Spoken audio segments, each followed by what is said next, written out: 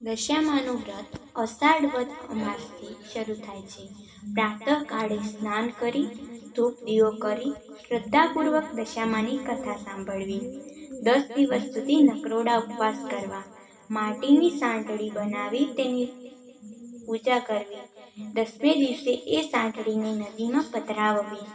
5મા વર્ષે વ્રતનું ઉજવણું કરવું.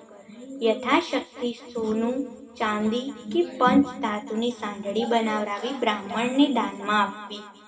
વસ્ત્રદાન કરવું.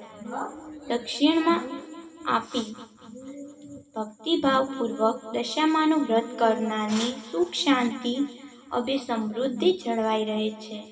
વાર્તા: સુવર્ણપુર નગરીમાં અભયસેન નામે ઘણો જ ગર્વિષ્ઠ રાજા રાજ કરતો હતો. નગરીની સમૃદ્ધિનો પાર ન હતો. રાજાની ગુણિયલ, સંસ્કારી અને અતિ સુશીલ તથા રૂપવતી રાણીનું નામ અનંગસેના હતું. રાણી ઘણી જ નમ્ર, ધનિષ્ઠ હતી. ઘણીવાર રાજાને અહંકાર ન કરવા સમજાવતી, પણ રાજા એની વાત કદી ન સાંભળતો. એક દિવસ રાજમહેલના ઝરૂખે બેઠેલી રાણી નદીના કિનારે સ્ત્રીઓને વ્રત કરતી જોઈ. તેથી રાણીએ કુતૂહલવશ થઈ તરત દાસીને આજ્ઞા આપી કે નદી કિનારે સોળે શણગાર સજીને ટોળે બેઠેલી સ્ત્રીઓ શું કરી રહી છે, જાણી લાવવા દાસીને દોડતી સ્ત્રીઓ પાસે મોકલી અને તે જઈ અને પૂછવા લાગી કે તમે બધા શું કરો છો? ત્યારે એક સ્ત્રીએ જવાબ આપતા કહ્યું, અમે દશામાનું વ્રત કરીએ છીએ. આ વ્રતની વિધિ એવી છે કે સૂતરના 10 તાંતણા લઈ 10 ગાંઠ વાળવી, ગાંઠે ગાંઠે કંકુના ચાંદલા કરવા. ત્યારબાદ સ્ત્રીઓએ વ્રત ક્યારે કરવું, કેવી રીતે કરવું વગેરે જણાવ્યું. દાસીએ મહેલમાં આવીને રાણીને બધી વાત કરી. ધાર્મિક સ્વભાવની રાણીએ પણ આ વ્રત કરવાની ઈચ્છા થઈ. મનથી વ્રત કરવાનું નક્કી કર્યું. એણે રાજાને આ વાત જણાવી તો અહંકાર રાજાએ ના પાડી દીધી અને કહ્યું, આ વ્રત તો ગરીબ મૂર્ખા માટે છે. આરે તો ઘણી સાહેબી છે, ધન દોલત, નોકર ચાકર, બાગ બગીચા, રાજપાટ બધું જ છે, માટે આ વ્રત કરવાનું જ છોડી દે. રાજાના અભિમાન ભર્યા વચન સાંભળીને રાણીનું દિલ દુભાયું. એ જાણતી હતી કે ગમે તેટલી સમજાવટ કરતા છતાં અભિમાની રાજા એકનો બે થવાનો નથી. રાજાએ અહંકાર, ગર્વ અને અભિમાન આનમાં ચકચૂર થઈને દશામા વ્રત કરવાનું અપમાન કર્યું. તેથી દશામાના ક્રોધનો પાર ન રહ્યો. માએ રાજાના સ્વપ્નમાં આવીને એક શબ્દ કહ્યો, પડું છું. બીજા જ દિવસે પડોશી રાજા લશ્કર સાથે ચડી આવ્યો. આવા અણધાર્યા હુમલાથી રાજા અભયસિંહ ગભરાયો. જીવ બચાવવા માટે રાજા રાણી અને બંને કુંવરોને લઈને જંગલના રસ્તે ભાગ્યા. રાણી અનંગસેન આ મનમાં સમજે છે કે પોતાના પતિઓએ કરેલ દશામા વ્રતના અપમાનથી આ દશા પ્રાપ્ત થઈ છે. ઘોર જંગલમાં રાજા રાણી ઉઘાડા પગે ચાલ્યા જાય છે. પગમાં કાંટા કાંકરા ભોંકાય છે. દુઃખ અને થકાનો પાર નથી. કુંવરો તરસ્યા થયા છે. એટલામાં એક વાવ આવી. રાજા પાણી લેવા માટે વાવમાં ઉતર્યો તો દશામાએ અદ્રશ્ય થઈને બંને કુંવરોને ખેંચી લીધા. કુંવરોને અદ્રશ્ય થઈ ગયેલા રાણી વિલાપ કરવા લાગી. રાજા પણ મનમાં સમજી ગયો કે નક્કી આ દશામાનો કોપ છે. એ રાણીને આશ્વાસન આપતા સમજાવે છે કે જેણે આપ્યા એણે જ લઈ લીધા, હવે એ જ આપશે. રુદન કરતી રાણીને સમજાવતો રાજા આગળ ચાલ્યો. થાકના લીધે બંનેના પગમાં ઘસડાય છે. પગમાં વેઢા ના કાંટા ભોંકાય છે. તેથી પીડાનો પાર નથી. રસ્તામાં એક વાડી આવી. રાજ આને થયું કે હાશ, 2 ઘડી વિસામો તો મળશે. પણ રાજાએ વાડીમાં જેવા પગ મૂક્યો ત્યાં ખીલેલા ફૂલો કરમાઈ ગયા. વાડીનો માળી વિચારમાં પડ્યો કે નક્કી આ માણસ પાપી પગલાનો છે. તેથી માળી લાકડી લઈને રાજા રાણીને મારવા દોડ્યો. રાજા રાણી માંડ બચીને ભાગ્યા. જીવનથી હતાશ થઈ ગયેલો ભિખારી જેવી હાલતમાં બંને એક નગરમાં આવ્યા. એ નગર રાજાની બહેનનું હતું. રાજાને આશા હતી કે બહેન જરૂર આશરો આપશે.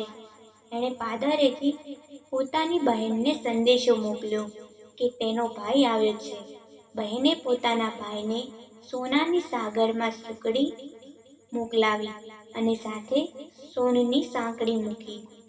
પણ સોનાની ગાગર પિત્તળની બની ગઈ, સુખડે ઈંટના કટકા બની ગઈ અને સોનાની સાંકળીના બંને ફૂંફાડામાં તો કાળોતરો નાગ નીકળ્યો. રાજા વિચાર કરે છે કે મારી સગી બહેન મને મારી નાખવા આવું ન કરે. નક્કી આ દશામાના કોપના કારણે જ થયું છે. આવો વિચાર કરી રાજાએ ગાગર ત્યાં જ દાટી દીધી અને રાણીને લઈને આગળ ચાલી નીકળ્યો. ચાલતા ચાલતા એક નદી આવી. નદીના કાંઠે ચીંભડાના વાડા છે. રાજા બે હાથ જોડીને વાડાના માલિકને કરગરવા લાગ્યો કે ભાઈ, 7 દિવસના ભૂખ્યા છીએ, દયા કરીને એક ચીપડું આપ. ખેડૂતને દયા કરીને એક ચીપડું આપ્યું. રાજાએ નક્કી કર્યું કે આગળ જઈને થોડો વિશ્રામ કર્યા પછી ચીંબડું ખાવું અને ભૂખ સમાવવી. પૂર્વે બન્યું એવું કે ગામના રાજાનો કુંવર 2 દિવસ પહેલા રિસાઈને ભાગી ગયો હતો. સિપાહીઓ કુંવરની શોધમાં નીકળ્યા હતા. દશામાના કોપના કારણે રાજાના હાથમાં જે ચીંબડું હતું એ કુંવરનું માથું બની ગયું. આ માથા પર નજર પડતા સિપાહીઓએ દોડીને રાજાને એટલે કે અભયસેનને પકડી લીધો. દોરડાથી બાંધીને લાતો મારતા નગરમાં લઈ ગયા. નગરના રાજા બધી વાત કરી. રાજાએ પોતાના કુંવરની હત્યા કરવા બદલ અભયસેનને કાળ કોટડીનો હુકમ આપી બંદીખાનામાં નાખી દીધો. રાજા વગર વાંકે કેદ થયો. તેથી રાણી અનંગસેનાના પર દુઃખનો પહાડ તૂટી પડ્યો. એ રોજ જંગલમાં જતી, લાકડાનો ભારો લઈ આવતી. એ વેચીને જે પૈસા મળે એમાંથી પેટનો ખાડો પૂરતી. આમ દિવસો પર દિવસો પસાર થવા લાગ્યા. અષાઢ મહિનો આવ્યો. અનંગસેનને અષાઢની અમાસે એટલે કે દિવાસાના દિવસે દશામાનું વ્રત શરૂ કર્યું. દશામાના વ્રતના 10 દિવસ નકરોડા ઉપવાસ કર્યા અને માની ભક્તિ કરી. રાણી અનંગસેનાની અપાર ભક્તિ જોઈ દશામાનો કોપ શમી ગયો. માએ રાણીને આશીર્વાદ આપતા કહ્યું કે કાલે તને તારો પતિ પાછો મળશે. એ જ રાતે દશામાએ નગરના રાજાને સ્વપ્નમાં જઈ આદેશ આપ્યો કે તે નિર્દોષ માણસને કેદમાં પૂર્યો છે. તારો કુંવર તો એના મોસાળમાં લીલા લહેર કરે છે. સવારે પાછો આવી જશે. સવાર પડતા જ દશામાની કૃપાથી કુંવર પાછો આવી ગયો. રાજાએ જાતે જઈને અભયસેનને બંદીખાનામાંથી મુક્ત કરી ક્ષમા માંગી. એટલું જ નહીં, ખૂબ ધન પણ આપ્યું. રાજા રાણી રથમાં બેસીને સુવર્ણપુર આવવા નીકળ્યા. રસ્તામાં બહેનનું નગર આવ્યું. રાજાની પેલી ગાગર સોનાની બની ગઈ હતી. ગાગરમાં સોનાની સાંકળ અને સુખડી હતી. એટલામાં બહેન પણ આવી. આગ્રહ કરીને ભાઈ ભાભીને ઘેર લઈ ગઈ. 2 દિવસ રોકાઈને રાજા રાણી આગળ ચાલ્યા. રસ્તામાં વાવ આવી. જોયું તો વાવના કાંઠે દશામાં વૃદ્ધ ડોશીનું રૂપ ધારણ કરીને ઊભા છે. બંને કુંવરો એમની આંગળી પકડીને ઊભા છે.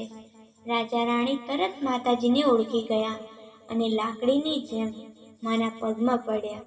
દશામાએ અસલ સ્વરૂપમાં આવી દર્શન આપતા કહ્યું, હે રાજા, તે અભિમાન આણીને મારા વ્રતનું અપમાન કર્યું હતું.